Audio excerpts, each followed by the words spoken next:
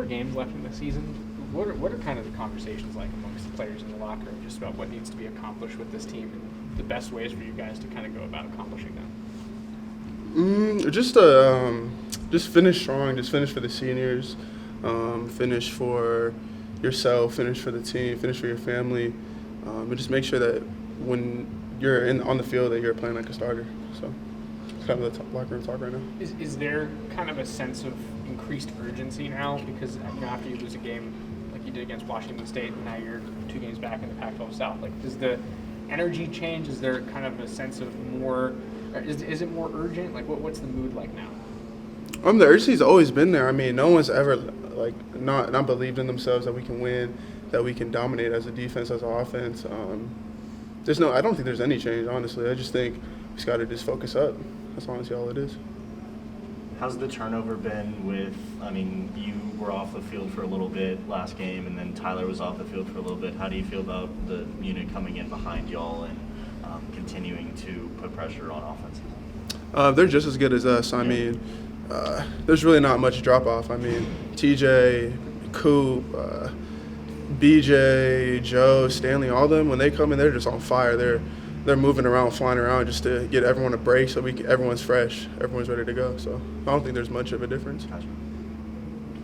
When you look at USC on film, what are some of the things that stand out about that offense? Their running back's really good. O-line is really good as well. We have to make sure we're playing low, communicate, make sure we play the bump combos pretty well, and just making sure that we just, when tough times happen, we just fight back and just keep playing.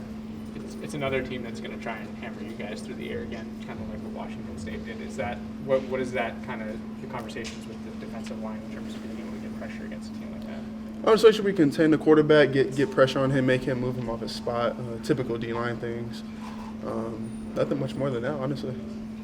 When you kind of think about the remainder of the schedule, what stands out to you between USC and you guys got 2 trips, Pacific Northwest and the Territorial Cup? Say that one more time, sorry. What are some of the things that stand out to you about the remainder of your schedule and kind of what are your personal goals that you want to accomplish in that time?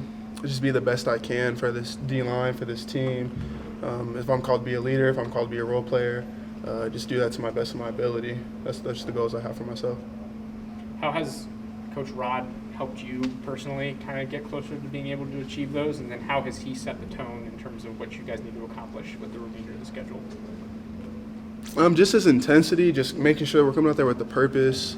Coach Rod has really honed in on our details with our pad level. I mean, sometimes we play really high, so it kind of gets us not necessarily to move off the ball, but it makes it a lot harder to do our job at a higher level.